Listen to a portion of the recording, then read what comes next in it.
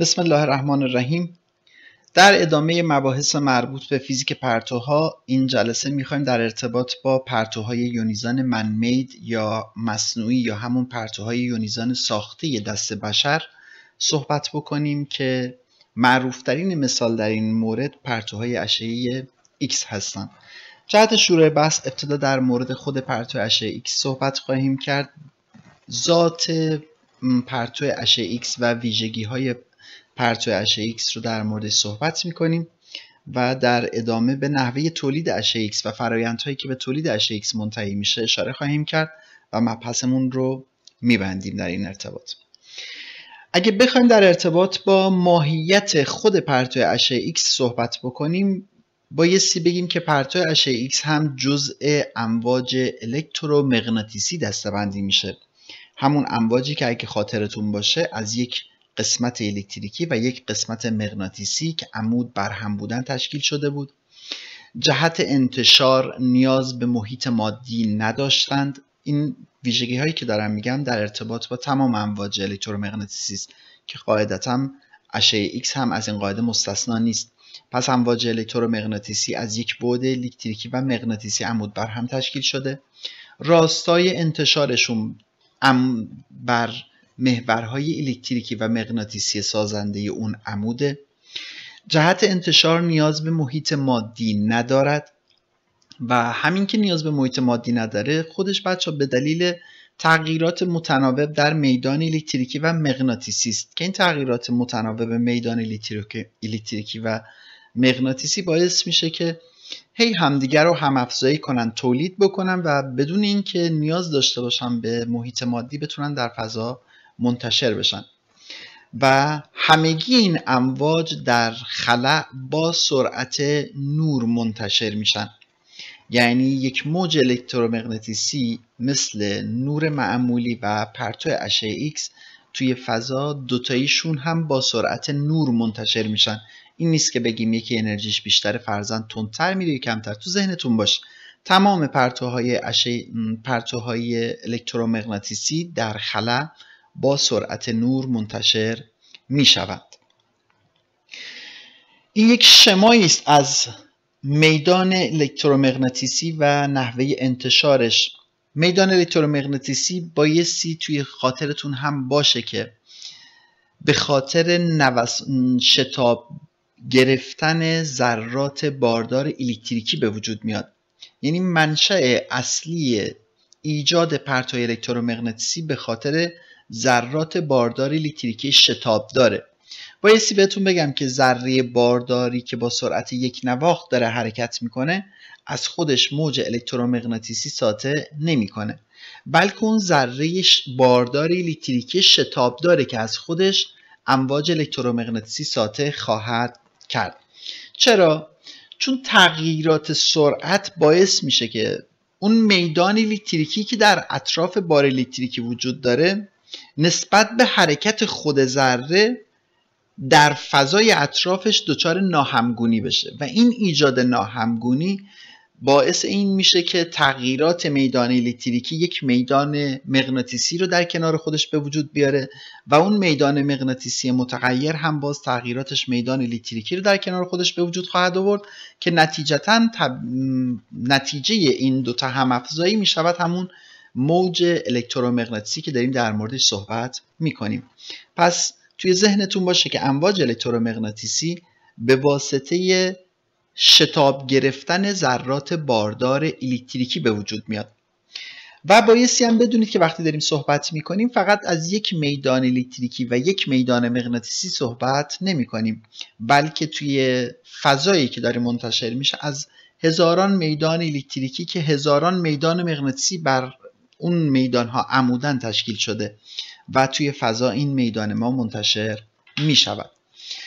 این نمایی است از ویژگی های موج الکترومغناطیسی و نحوه انتشارش.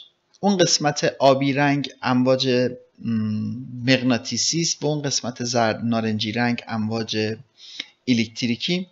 البته توی تصویر یک اشکالی وجود داره و این رو میذارم به عهده خودتون که به صورت فیزیکال، به صورت مستند توضیح بدید که اشکال این تصویر چی خواهد بود و منتظر پاسخها و جوابهای شما هم خواهم بود. خب باز جهت تاکید بر این که امواج اشعه X جزء امواج الکترومغناطیسی طبقه بندی میشه، اون تمام طیف امواج الکترومغناطیسی رو مشاهده میکنید که بر اساس طول موج و همچنین فرکانسشون دسته‌بندی شدن. اگه بخوایم دسته‌بندی امواج الکترومغناطیسی رو مشاهده بکنیم، با بیشترین طول موج امواج رادیو تلویزیونی، بعدش امواج مایکروویو، بعدش فار اینفرارد یا امواج مادون قرمز دور، نیر اینفرارد، ویزیبل یا همون امواج نور مرئی که اگه یادتون باشه در طول موج بین 400 تا 700 نانومتر بودن، اولتراوایولت و ایکس ری و بعدش گاما. این ایکس ری و گاما بچه ها جز امواج یونیزان طبقه بندی میشن توی این طیف امواج الکترومغناطیسی. البته یک قسمتی از امواج اولتراوایولت یا همون امواج ماورابنفش هم میتواند جز امواج یونیزان طبقه بندی بشه، اما به صورت کلی اون قسمتی از طیف امواج الکترومغناطیسی که جز پرتو یونیزان دسته‌بندی میشه همین دوتاست، ایکس ری و امواج گاما. امواج ایکس ری و گاما جفتشون ماهیتاً یکی هم بچه، هیچ تفاوتی توی فضا با همدیگه ندارن. یعنی اگر که شما توی یک فضایی یه موج گاما داشته باشید و یک موج ایکس داشته باشید، هیچ وسیله‌ای نمیتونه تشخیص بده که این گاماست یا این ایکسه. نحوه آشکارسازی، فعل و انفعالشون و همه چیزشون عیناً شبیه به همه. حتی از نظر انرژی هم ما نمیتونیم این دسته‌بندی رو کامل قبول کنیم و بگیم امواج گاما از نظر انرژی بالاتر از امواج اشعه ایکس هن. میتونه امواج اشعه ایکس انرژیش در حدی باشه که از امواج گاما هم بیشتر باشه و این توی ذهنتون باشه. یعنی امواج اشعه گاما تفاوتش با امواج اشعه ایکس در انرژیشون نیست که انرژی امواج گاما بیشتر یا کمتره. تفاوت اصلی بین امواج اشعه ایکس و گاما فقط در یک چیزه، در ذات تولیدشه. امواج گاما منشأ تولیدش از هسته اتمه، یعنی هسته اتم در یک حالت ناپایداره، میخواد برگرده به حالت پایدار خودش و همونطور که توی جلسات قبل توضیح دادیم یک موج الکترومغناطیسی از خودش ساطع میکنه که ما اون رو تحت امواج گاما میشناسیمش. امواج اشعه ایکس با شتاب گرفتن ذرات باردار الکتریکی که از نزدیکی هسته عبور میکنن تولید میشه اغلب. یا اصطلاحا میتونیم بگیم که با فعل و انفعالاتی که در داخل خود لایه های اتم اتفاق میفته با یک ذره باردار دیگه اونجوری به وجود میاد. پس تفاوت امواج گاما و امواج اشعه ایکس فقط در نحوه یا منشأ تولیدشونه و الا از نظر بقیه ویژگی ها خیلی تفاوتی با همدیگه ندارن. خب تمام امواج الکترومغناطیسی اگر حضور ذهن داشته باشید میدونید که یک خاصیت دوگانه‌ای دارن، یک خاصیت دوگانه موجی و ذره‌ای دارن. یعنی هر موج الکترومغناطیسی رو بخوایم در نظر بگیریم خودش یک خاصیت دوگانه موجی و ذره‌ای داره که اگر اون امواج الکترومغناطیسی رو ما بخوایم به صورت موج در نظر بگیریم، بایستی تمام خصوصیات‌های مربوط به موج از جمله فرکانس و طول موج و سرعت انتشارش رو بشناسیم، روابط بینش رو بدونیم که احتمالاً بلدید و همچنین اگر بخوایم اونها رو ذره در نظر بگیریم، نظریه اینه که میگه امواج الکترومغناطیسی از بسته‌های مجزای انرژی تشکیل شدن که این بسته‌های مجزای انرژی رو اسمش رو فوتون گذاشتیم. انرژی هر فوتون برابر است با hf و با این توضیحی که دادم بهتون اگر بخوایم در مورد یک موج الکترومغناطیسی به صورت ذره‌ای هم صحبت کنیم با یه فرمولای مربوطه و همینطور نحوه تبدیل طول موج به انرژی و همینطور برعکس رو بلد باشید. بر اساس این رابطه‌ای که نوشته شده بچه‌ها E برابر است با HF یا فرکانس. فرکانس هم که میدونید برابر است با C بر روی لامدا یا سرعت نور بر روی لامدا. H یه ثابت پلانکسی هم ثابت سرعت نوره 3 ضرب در 10 به توان 8 متر بر ثانیه. اگر این دوتا ثابت رو در همدیگه ضرب بکنیم این فرمول خلاصه تر خواهد شد به صورت 12.4 به روی لامدا که توی این فرمول دقت داشته باشید. این فرمول خلاصه شده نحوه تبدیل طول موج یک موج الکترومغناطیسی به انرژی است یا برعکس. حالا مثالش رو میگم که بتونید نحوه استفادهش رو هم بلد باشید. توی این فرمول بچه‌ها توی ذهنتون حتما داشته باشید که انرژی موج الکترومغناطیسی که داریم در موردش صحبت میکنیم بر اساس کیلو الکترون ولت و لانداش هم بر حسب آنگستروم. یه مثال خیلی عادی براتون زدم که نحوه استفاده از این فرمول و همینطور کاربردهاش رو هم بلد باشید و مهمتر از همه اینها مبحث سادی این قسمت نحوه تبدیلش و اینا، مهمتر از همه اینا اینه که توی ذهنتون باشه که امواج الکترومغناطیسی خاصیت دوگانه موجی ذره‌ای دارن. خاصیت دوگانه موجی ذره‌ای دارن یعنی چی؟ یعنی هر پدیده‌ای رو که من بتونم با استفاده از خاصیت موجی این امواج توضیح بدم میگم این امواج موجه. اگه نتونه اون خاصیت موجی اون پدیده رو توضیح بده و خاصیت ذره‌ایش توضیح دهنده اون حالت باشه میگیم که این چیه؟ این امواج الکترومغناطیسی من به صورت بسته‌های مجزای انرژی یا ذرات فوتونی عمل میکنن، ذرن. جالبه بدونید که در مکانیک کوانتومی ثابت شد که بعداً تمام اجسام با توجه به سرعت حرکتشون خاصیت موجی ذره‌ای دارن. یعنی هر جسمی رو که توی طبیعت در نظر بگیرید با توجه به اندازه حرکت خودش با واسطه اون فرمول معروف دوبروی خاصیت موجی ذره‌ای داره که حالا این خاصیت موجی ذره‌ای در مورد امواج الکترومغناطیسی بسیار نمود بیشتری پیدا میکنه و قابل لمس تره. خب با این مقدمه که در مورد خود امواج الکترومغناطیسی در مورد ماهیتشون گفتیم میرسیم به نحوه تولید یا اصول فیزیکی تولید امواج اشعه X یا X-ray. X-ray بچه به طور کلی بر اساس دو تا پدیده توی برهمکنش ذره باردار الکتریکی با یک اتم به وجود میاد. یکی برمشترالانگ یا همون تابش ترمزی است و دیگری کاراکتریستیک ریدییشن یا تابش اشعه X مشخصه. تابش اشعه X مشخصه رو توی قسمت قبلی یک کوچولو در مورد صحبت کردیم، حالا اینجا باز هم در مورد صحبت خواهیم کرد. اما تابش برمشترالانگ یا تابش ترمزی چیه؟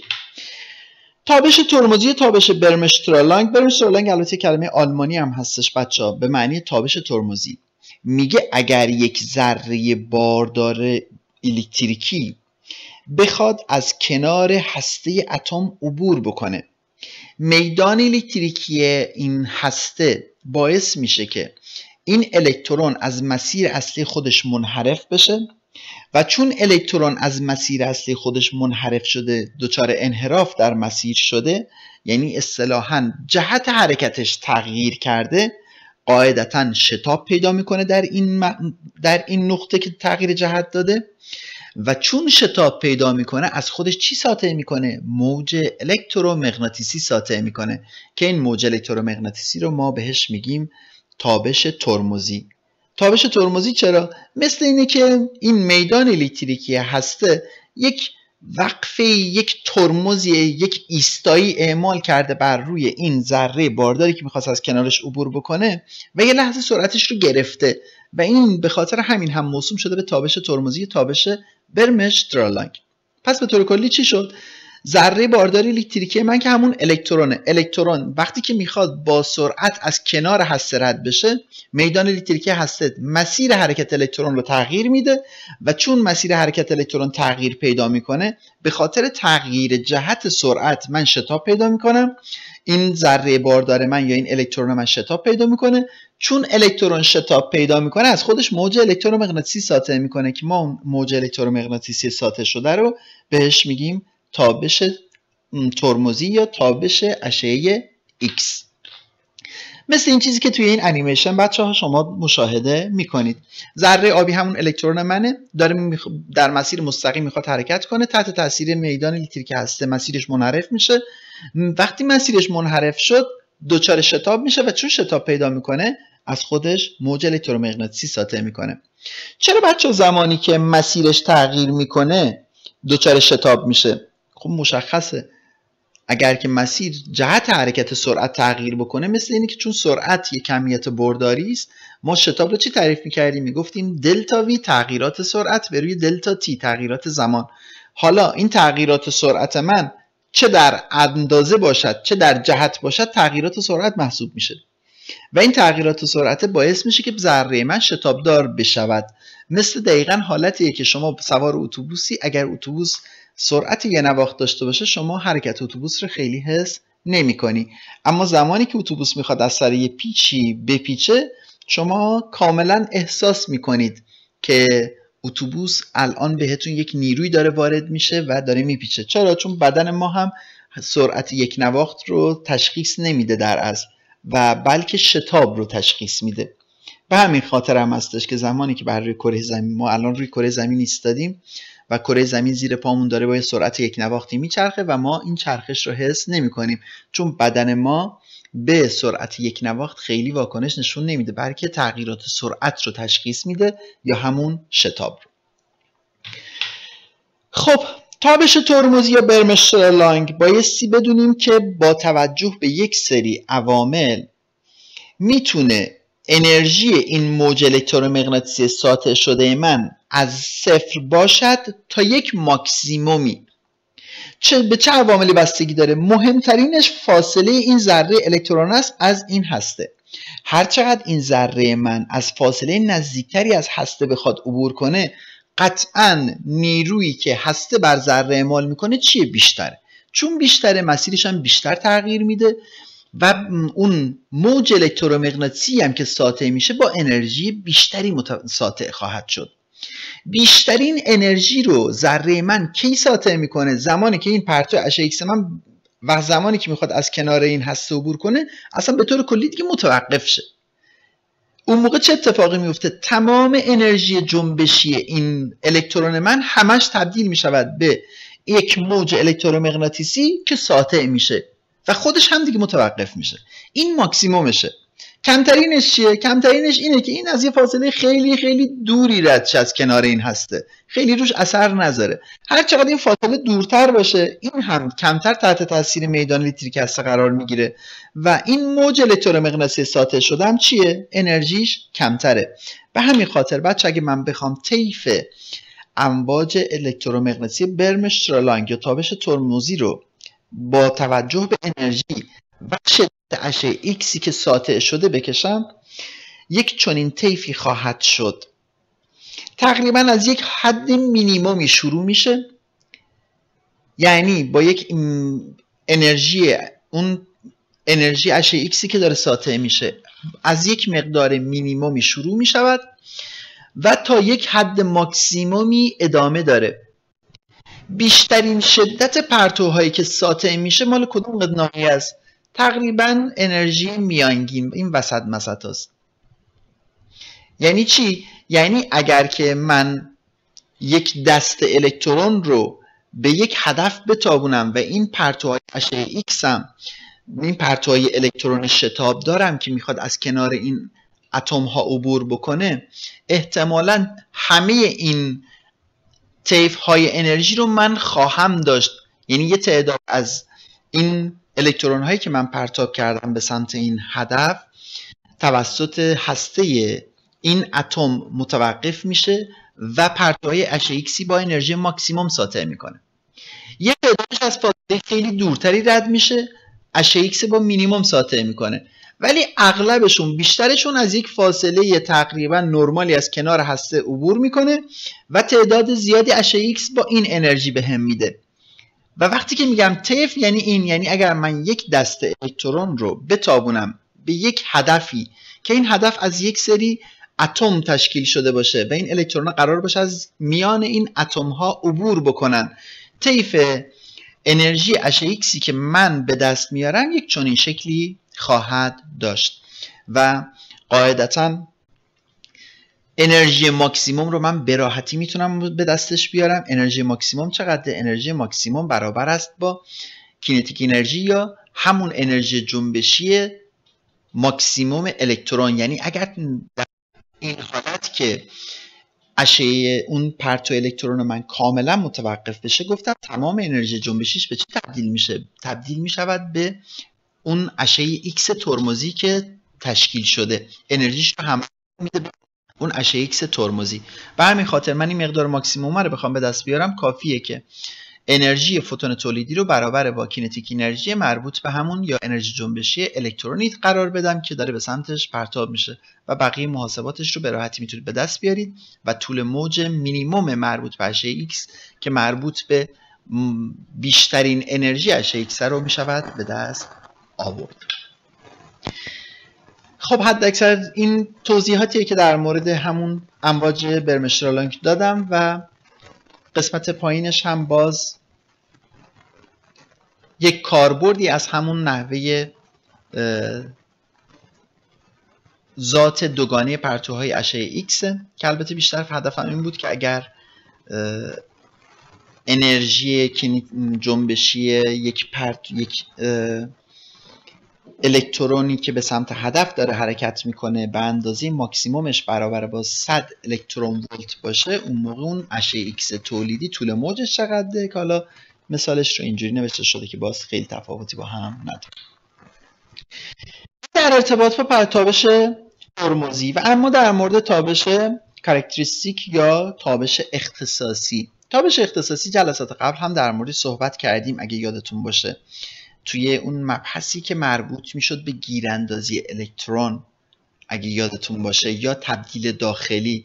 ما گفتیم متعاقب گیراندازی الکترون یا تبدیل داخلی در هسته اتم ما تابشی خواهیم داشت تحت عنوان کاراکتریستیک ریدیشن یا تابش اشعه ایکس مشخصه. اشعه ایکس مشخصه میگه اگر ذره شتابداری که داره به سمت اتم شلیک میشه یا از کنار اتم میخواد عبور کنه به یک الکترون اتمی برخورد کنه و اونقدر انرژی داشته باشه که بتونه این الکترون رو از جایگاه خودش خارج بکنه، اون موقع به دست میاد. پس تابش ایکس مشخصه چجوریه؟ همون اشعه اون پرتو الکترون شتابدار منه که شلیک کردم به سمت یک اتم، به جای اینکه تحت تاثیر میدان هسته قرار بگیره این سری مستقیم برخورد میکنه به یک الکترون مداری. این الکترون مداری رو از جایگاه خودش پرت میکنه بیرون. چون الکترون مداری جایگاهش خالی شده، اون موقع این اتم در حالت برانگیخته قرار میگیره. زمانی که میخواد برگرده به حالت پایه، الکترون از لایه بالاتر میاد جایگاه الکترون پایینتر رو پر میکنه و این اختلاف انرژی دوتا لایه به صورت یک موج الکترومغناطیسی از اتم ساطع میشه که بهش میگیم اشعه ایکس مشخصه. چرا بهش میگیم اشعه ایکس مشخصه؟ قبلا هم توضیح دادم. چون که مشخص کننده یا تعیین کننده اون اتمی است که این موج ازش ساطع شده. چرا؟ چون اگر فرض کنید که این اتم من سرب باشه، اختلاف انرژی بین لایه ها در اتم سرب یک مقدار مشخصی است. به همین خاطر این اشعه ایکس تابش شده هم توی این فرایند تابش اشعه ایکس مشخصه همون اختلاف انرژی این دوتا لایه را خواهد داشت. اگر این اتم من آهن باشه، این اختلاف انرژی باز مشخص یک مقدار ویژه‌ای است و به همین خاطر باز اشعه ایکس مشخصه‌ای که به واسطه برخورد الکترون شتابدار با الکترون لایه‌ای اتم آهن به وجود میاد یک مقدار ویژه‌ای انرژی خواهد داشت که نشون دهنده چیه؟ اختلاف انرژی لایه‌های اتمی در اتم آهنه. یعنی به صورت خلاصه من بهتون بگم، اگر من انرژی این اشعه ایکس تابش شده مشخصه رو بتونم اندازه گیری کنم، میتونم بفهمم که این اشعه ایکس از کدوم اتم ساطع شده. یعنی انرژی این اشعه ایکس ساطع شده نشون دهنده یا مشخص کننده اون اتمی است که ازش ساطع شده. چرا؟ چون اختلاف انرژی بین لایه ها در اتم های مختلف یک مقدار ویژه‌ای است که مختص همون اتم خواهد بود و به این سادگی می شود در مورد ویژگی ها و از نوع خود اون اتم صحبت کرد. این هم در مورد اشعه ایکس مشخصه. و اگر بخوایم حالا تابش ترمزی رو و تابش اشعه ایکس مشخصه رو به صورت طیفی نشون بدیم، همونطور که بهتون گفتم تابش برمشترالانگ یا تابش ترمزی به صورت یک طیف پیوسته است. یعنی من پرتوهای اشعه ایکسی که در تابش برمشترالانگ دارم یک طیف پیوسته رو از یک مقدار صفر تا یک مقدار ماکسیموم شامل میشه. یعنی من تمام انرژی ها رو در این طیف دارم. یعنی از صفر من تا اشعه ایکس ترمزیم انرژیش از صفر هست تا 150، تمام این طیف رو، تمام این انرژی ها رو در بین اشعه ایکسی که به واسطه تابش ترمزی به وجود میاد دارم. اما در مورد تابش اختصاصی قاعدتا من تمام این انرژی ها رو ندارم. با همون توضیحاتی که بهتون دادم، انرژی اشعه ایکس تابشی اشعه ایکس مشخصه انرژی ویژه‌ای است و فقط من توی یک جاهای مشخصی این تابش رو خواهم داشت که اینجا به صورت چی؟ به صورت یه سری خط باریک نشون داده شده. این مثلا نشون دهنده چیه؟ تابش لایه بین انتقال الکترون بین لایه 1 و 2. این مثلا نشون دهنده انتقال الکترون بین لایه 2 و 3. این مثلا بین 3 و 4 و همینطور الی آخر. یعنی هر کدوم از این خطا نشون دهنده چیه؟ نشون دهنده اختلاف انرژی مشخصی است بین لایه‌های اصلی اون اتم. و دیگه طیف من اصطلاحاً در مورد تابش اشعه ایکس مشخصه یک طیف پیوسته نیست، بلکه یک طیف ناپیوسته یا خطی است. یه نکته دیگه هم اینجا دارید میبینید بچه‌ها، تابش ترمزی فیلتر نشده و تابش ترمزی فیلتر شده. این فیلتر شده است. این چیه؟ توی خود در مورد دستگاه اشعه ایکس تولیدی داره صحبت. خب فکر کنم داشتم در مورد این قسمت مربوط به فیلتر شده و فیلتر نشده داشتیم صحبت میکردیم. این در مورد خود نحوه تولید اشعه ایکس در تیوب تصویربرداری دستگاه رادیولوژیه و توی درس آیندهتون در مورد صحبت خواهیم کرد در مورد انواع فیلترها. به صورت خیلی خلاصه بچه‌ها، یه سری فیلترهایی توی دستگاه اشعه ایکس قرار میدن که جلوی پرتوهای بسیار کم انرژی رو بگیره. چون این پرتوهای کم انرژی توی تصویربرداری خیلی نقشی ندارن و بیشتر باعث میشن که دوز پرتویی بیمار افزایش پیدا کنه و به همین خاطر این قسمت پایین طیف رو که انرژیش فوق العاده پایینه، این قسمت رو با استفاده از فیلتر حذف میکنن و باعث میشن که دیگه اصلا به بیمار نرسه، که سبب افزایش دوز بیمار نشه، چون که تأثیری هم در کیفیت تصویربرداری من نداره. و به خاطر همینه که این قسمت گفته فیلتر نشده و این برمشترالانگ یا تابش ترمزی فیلتر شده است.